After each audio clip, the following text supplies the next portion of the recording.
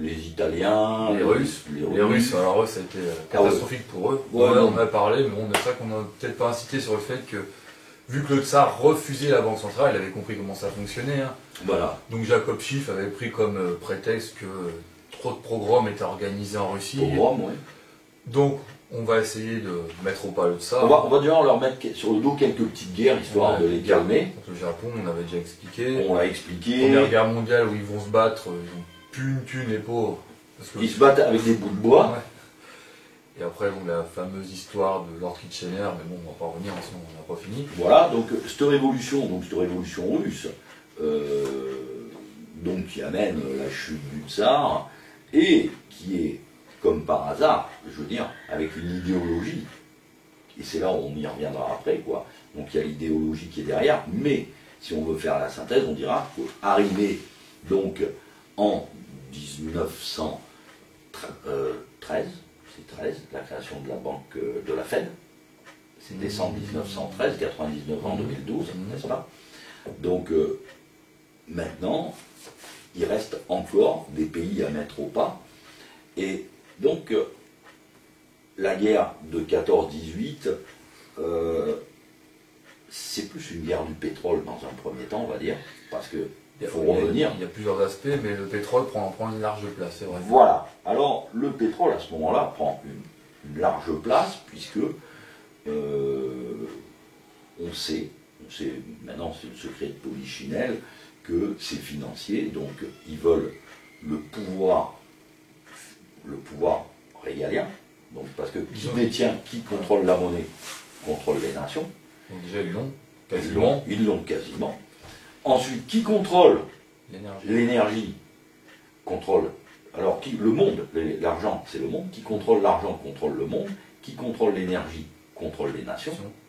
Et maintenant, il manque à manger. À manger. Donc là il va falloir s'occuper. Donc ça c'est à suivre. Ouais. Donc, quand nous arrivons à cette guerre, il leur reste à se partager tout simplement le contrôle de l'énergie mondiale, et cette bataille se fait entre trois personnages, dont Rockefeller, les Anglais, Deterding, qui tournent pour la couronne d'Angleterre, la couronne de Hollande, la reine Wilhelmine, la famille royale d'Angleterre, un peu consanguin. Un peu consanguin d'ailleurs, hein, puisque comme ils vont se faire la guerre avec la guerre de 14-18 avec leurs cousins, les Anglais et la famille d'Angleterre, c'est le Kaiser, c'est le cousin des Saxe-Cobourg, on l'a déjà dit, quoi. Ouais, donc parce que, bon, là, une des grandes parties de cette guerre des Anglais contre les Allemands, ben, c'est que les Allemands, eux, voulaient récupérer le pétrole de l'Empire ottoman. Une partie. Le fameux chemin de fer Berlin-Bagdad. Voilà, Berlin-Bagdad, et alors là, c'est inconcevable. Les anglo-saxons, eux, ont décidé que déjà, à se foutre la gueule entre eux, c'était pas mal. Il n'y pas avoir un troisième larron. Bon, nous, les Français, à cette époque-là, on était sous la Troisième République, donc on était très occupés parce que alors on était gouverné par une assemblée franc-maçonne, hein, faut le dire.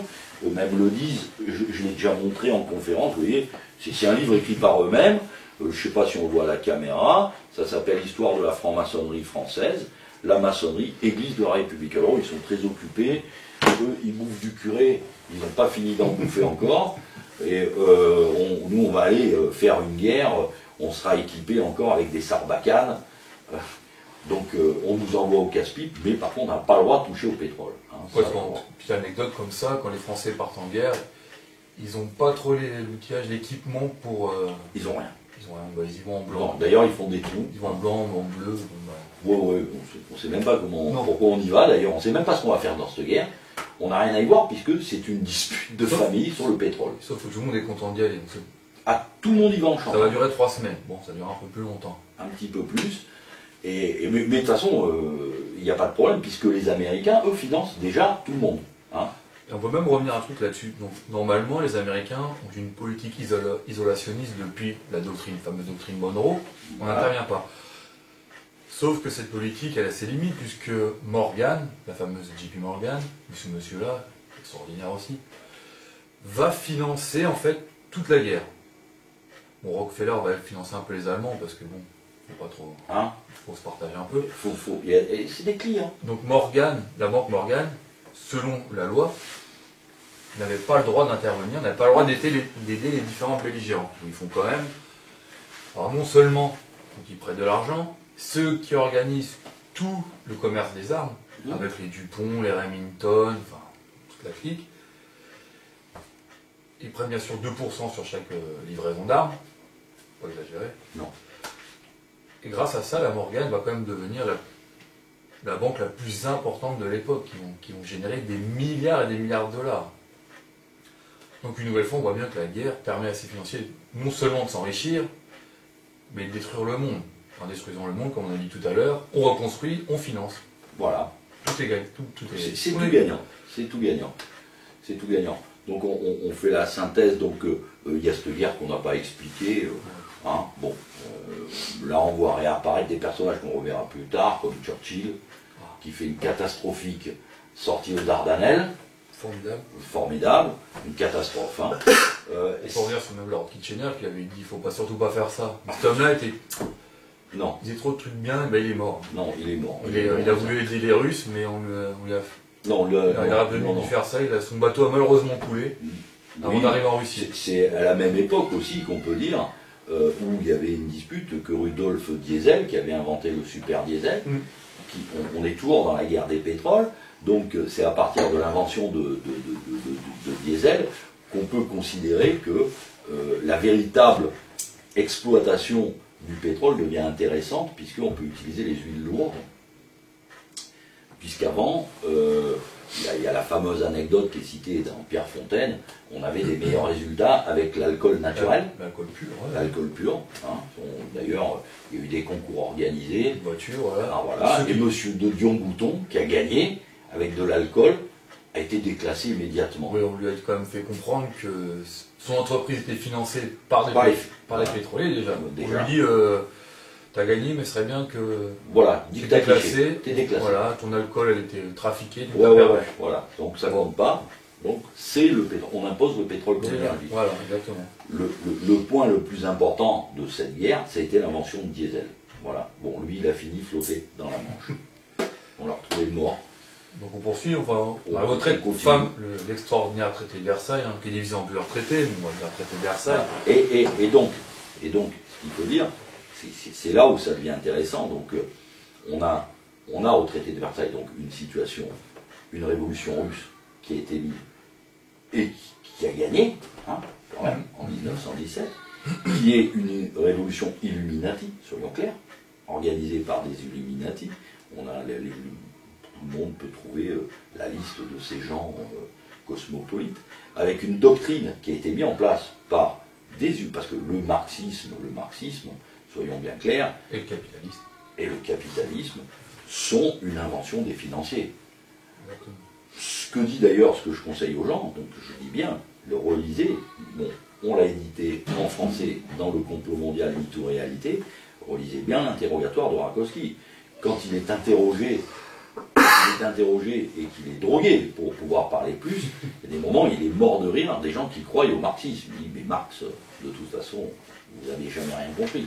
Peut-être qu'on fera un truc sur Marx un jour. Peut-être, il faudra expliquer un peu qui est Marx. Voilà, c'est quelqu'un qui a très très bien travaillé pour les financiers. Il a fait un travail extraordinaire, et à partir de ce moment-là, il fallait les masses qu'on avait bétifiées, parce que la bétification de masse avait commencé à cette époque-là.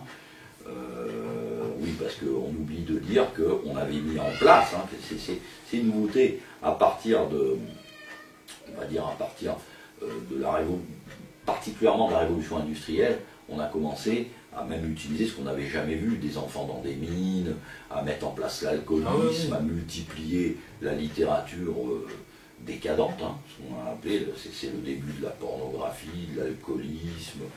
Enfin, il fallait vraiment des drogues, etc. Il fallait vraiment que les masses, donc une fois qu'elles sont bétifiées, alcoolisées, elles s'agitent plus vite, quoi, et les révolutions sont plus sanglantes. On le voit même aujourd'hui, les gens qui n'ont ni faim, ni soif, ni froid, sont capables de mettre à feu et à sang une ville. Amiens, pour citer que celle-là, mais il y en aura bien d'autres plus tard.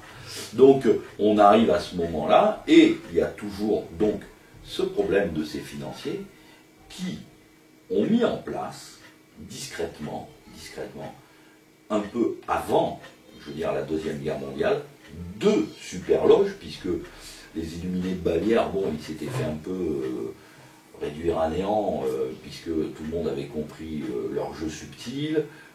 Les Carbonari, bon, ils avaient obtenu leur révolution italienne, qui a duré longtemps. Elle a été assez longue. Ils avaient eu leur révolution russe. Plus tard, ils auront la révolution espagnole, toujours avec les mêmes ingrédients. Et donc, ont présenté au monde donc, cette richesse indécente du boom industriel, qui a commencé en 1870 et qui a mis en place, parce qu'au début les financiers c'était que des banquiers, mais après ils se sont dit, mais c'est là où ils ont commencé à prendre le pétrole, après ils ont commencé à prendre l'industrie, après ils ont commencé à prendre l'acier, les fameuses maîtres des forges, Annie Lacroix-Ritz qui parle à ce moment-là de la synarchie, n'est-ce pas? Donc tous ces mouvements qui sont mis en place, au moment du traité de Versailles. C'est-à-dire qu'au traité de Versailles, on vous présente dans les livres d'histoire les vainqueurs et le vaincu. Même dans les livres d'histoire, il y a carrément, on dit que la France arrive avec Clémenceau, Lloyd George arriverait tout seul, mais encore Lloyd George, on pourra en parler, comité des 300, il en fait partie. Oui, alors, il y a... Mais attends. Les États-Unis arriveraient avec Wilson, mais en fait, derrière ces gens-là, il y a plein de monde qui sont... Les Français arrivent avec un Mandel, concrètement, son vrai nom c'est Rothschild. Lloyd George arrive en plus, Jack lui fait partie des initiés, mais en plus arrive avec Sir Philip Season, qui est un descendant direct des Rothschild. Mais alors celui qui vient avec le plus de monde derrière lui, c'est Wilson. Alors Wilson, vous avez le colonel House, Baruch, pour la prononciation, je ne suis pas trop clair. Les Warburg. Et ce qui est étonnant en plus, c'est que les Warburg, il y a Paul qui est du côté américain, qui est le président de la Fed. Je ne sais pas ce qu'il fait là, mais bon, on se doute. N'est-ce pas? Et Max Warburg du côté qui vient représenter l'Allemagne. Voilà. Donc pour se mettre d'accord, c'est plus simple. C'est plus simple, c'est au traité de Versailles, il y en a un qui représente les Allemands, l'autre les Américains, tous tondus. Mais ce qu'il faut quand même, je veux quand même signaler quand même sur cette guerre, quand même quelque chose d'assez intéressant, parce qu'on parle de l'illuminisme, le jeu de ce mouvement révolutionnaire mondial qui est contrôlé par des superloges. Et notamment à cette époque-là, alors bien entendu, vous parlez à un franc-maçon, par exemple, de Papus, il ne sait pas qui c'est. Mais je vais quand même citer Papus, parce qu'il y a un phénomène intéressant, je l'avais déjà écrit dans le complot mondial, et c'est édité, c'est vérifié. Si vous voulez, vous prenez, Papus avait une revue qui s'appelait Mysteria. Et en avril 1914, on n'avait pas tiré la première balle encore, en avril 14, le gars vous explique, écoutez bien, il dit, pendant que les lois actuelles sont appliquées, d'autres lois s'élaborent en secret quelque part. À côté de la politique nationale de chaque État, il existe des organismes peu connus de politique internationale.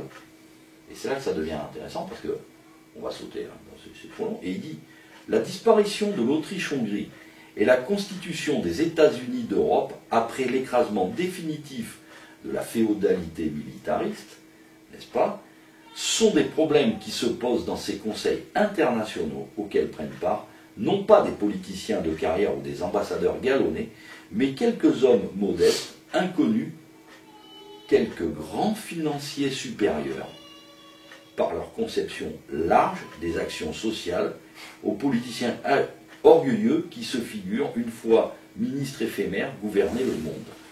Et il dit bien, ces grands financiers mystérieux. Et qu'est-ce qu'il dit? Avant que la guerre ait commencé, il annonce la disparition de l'Autriche-Hongrie. C'est extraordinaire. On peut pas... Alors, il y a ce personnage, Colonel House, qui est un personnage assez exceptionnel. Oui. Bon, on sait bien qui tire les ficelles, Rothschild, Rockefeller, mais donc ces personnes arrivent en sauveur, quelque part, puisqu'il arrive en disant « Moi, je suis celui qui va incarner le droit des peuples à disposer d'eux-mêmes. » formidable. Donc, comme a dit Papus, on éclate l'Autriche-Hongrie. C'était le dernier grand État fort qui représente encore quelque chose. Donc on l'éclate, forcément. Ensuite, on dépaisse l'Allemagne, qui est... on va créer des pays qui n'avaient rien demandé. La Yougoslavie, la Tchécoslovaquie, donc des poudrières. Bon, la Tchécoslovaquie, quand ça s'est séparé, ça s'est bien passé. Mais la Yougoslavie, on a vu ce que ça a donné. Ouais. Et tout est mis en place.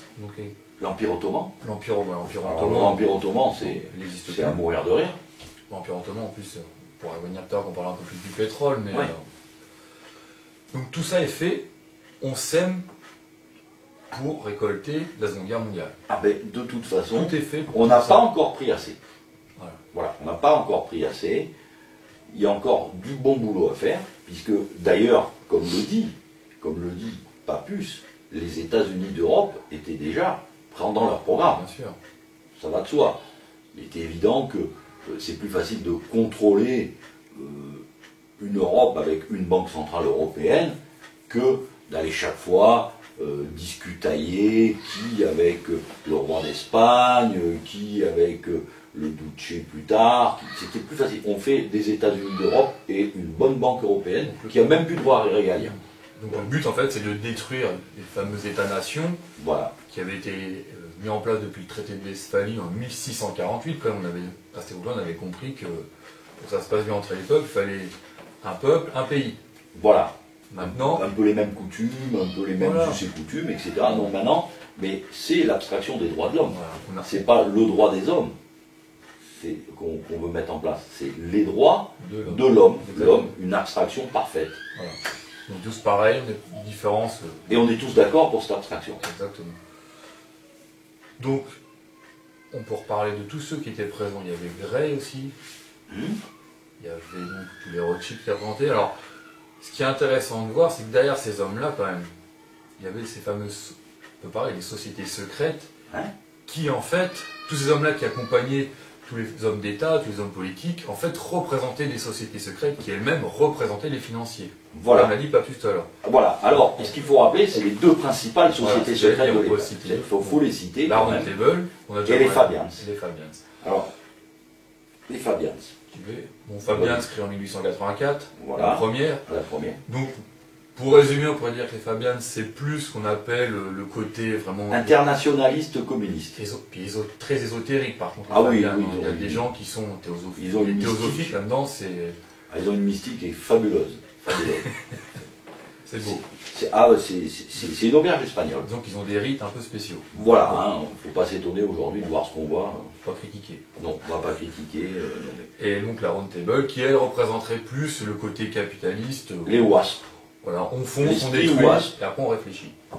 D'ailleurs, la Round Table, c'est tout simplement les théories de Ruskin, quoi. La race supérieure, je veux dire, les anglo-saxons sont une race supérieure, et ils ont une mission divine, c'est diriger le monde. Voilà. Le but donc la Round Table, comme tu dis, Ruskin, faut dire aussi qu'il s'inspire de Platon, de la République de Platon. Bon.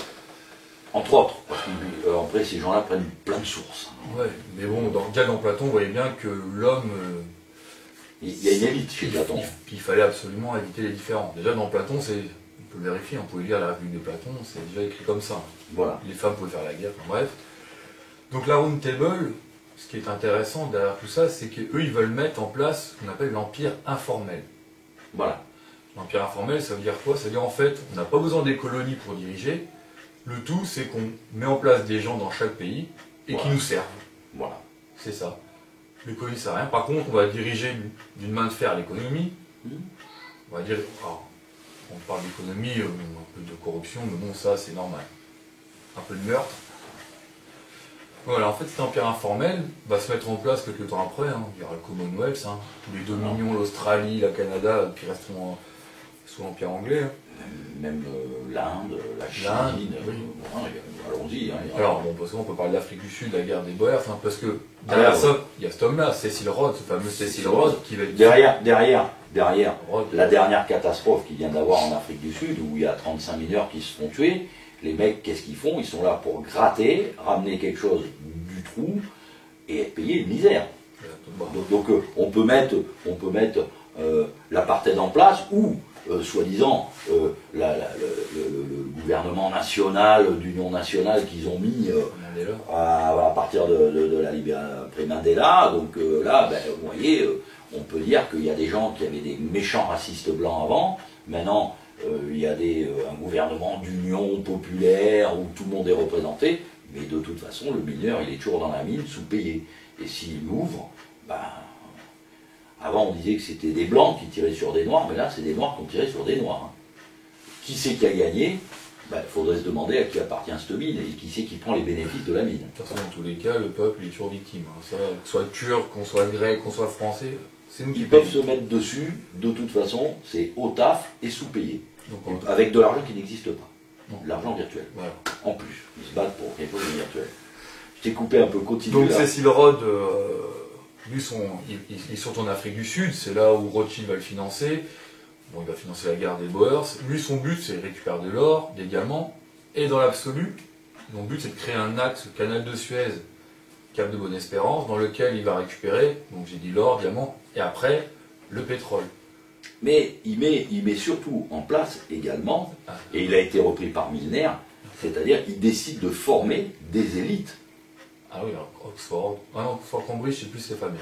Voilà. Donc après, à partir de ce moment-là, ces grands financiers qui pensent le monde, qui créent des super loges, vont créer des universités, des fondations. Il y en a plein. La fondation Rockefeller, la fondation Carnegie, la John Hopkins School, toutes les écoles anglaises. Alors là, les financiers se deviennent des philanthropes extraordinaires. Ils aiment les gens. Et c'est-à-dire, ils vont à la source, je veux dire, ils vont former ces élites. Et d'ailleurs, ils en ont tellement formé qu'ils ont été obligés. Maintenant, c'est pour ça qu'on est envahi de ces super loges. On ne sait plus quoi en faire. Les Skull and Bones, les Bohemians, c'est tout ça, c'est financé par les financiers parce que puis on est plus nombreux sur Terre aussi, donc il faut plus de gens pour contrôler. Donc on va dire que au traité de Versailles, je veux dire, on avait en place, ce qu'on voulait bien dire, ces deux premières constructions élitistes qui ont été donc les Fabians à résonance internationaliste communiste. Et la Round Table, et ces deux fondations-là, qui vont être les maisons mères de à peu près toutes les sociétés CFR notamment, Round Table, après il y a le Bilderberger, ça c'est autre chose, de forme de Davos, mais ils vont construire et mettre dans l'esprit des gens, je veux dire fabriquer dans l'esprit des gens l'idée que ce sont toutes ces choses-là des sociétés philanthropiques. Les gens croient que ça n'existe pas, puisqu'on a vu un journaliste français dire les Bilderberger, ça n'existe pas. Le mec, il est journaliste quand même. Non, faut le faire. Allez, vous prenez n'importe quel journaliste d'information, vous lui demandez qu'est-ce que c'est le forum de Davos, le club de Rome. Des riches qui se réunissent pour le siècle. Le siècle. Pareil. Pareil, ils ne savent pas. Le dîner du siècle. C'est des gens qui se réunissent pour bouffer. Voilà. Bon, on les sélectionne. Ils ripaillent, on les sélectionne. Mais le problème, c'est qu'ils ont perdu les traditions. Normalement, on devait mettre l'assiette du pauvre. Mais on ne sait jamais, le pauvre peut être pas complètement idiot et entendre des choses qu'il ne devrait pas entendre. Donc, on sélectionne. Donc, on va faire une petite coupure où on prolonge donc sur ces sociétés secrètes de Versailles. Je pense.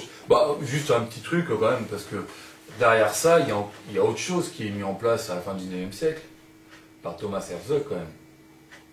Le sionisme. Le sionisme. Alors, ce qui est marrant, c'est que le sionisme mis en place par cet homme, Thomas Herzog, c'est quelque chose qui est complètement athée. C'est-à-dire, il n'a rien à voir avec le judaïsme. Ces gens-là, ils n'en ont rien à faire de la religion. Eux, ce qu'ils veulent, c'est ce qu'ils vont obtenir. Le foyer national juif en Palestine. Oui. Donc, c'est ce qu'ils vont obtenir. Alors, pour revenir sur la lettre de Balfour. De toute façon, c'est, je veux dire, les sionistes américains qui ont imposé la déclaration Balfour. C'est-à-dire que il faut savoir que l'entrée en guerre des États-Unis, et ça a été très très bien expliqué je dirais, par Benjamin Friedman, hein. Il l'a très très bien expliqué. Les Américains ont dit ok, on rentre en guerre, etc. Mais on veut la déclaration Balfour. C'est toujours ce fameux colonel House qui se rend en Angleterre en 1916, qui leur dit écoutez, mes maîtres sont d'accord pour rentrer en guerre à condition que vous, de votre côté, vous acceptez, parce que la Palestine est plus ou moins dirigée par l'Angleterre. C'est un dominion franco-anglais. Voilà. Donc on leur dit ok, mais ça, nous on veut ça. Enfin, voilà, les maîtres veulent on ça. veut la création. Voilà, exactement. Alors derrière ça, et en plus il y avait Churchill, hein, tous ces gens qui sont les sionistes chrétiens, les protestants qui sont on est dérangés par un ours. Donc oui, c'est une question très très importante. Et moi, alors bon, en fait on est un peu différent hein, dans la vision, une vision historique, naturelle. Moi je dirais que bon, la création du foyer national juif qui se transformera en État d'Israël est quelque chose d'eschatologique qui nous amène à aujourd'hui, où on voit quand même que ça sent qu'il y a une petite odeur de Troisième Guerre mondiale quand même. Hein. Oui, il y a une petite odeur. Hein. Oui. Voilà, hein, donc si ça arrive exactement comme c'est écrit dans le grand livre, excusez-nous. On va faire une pause. On va faire une pause.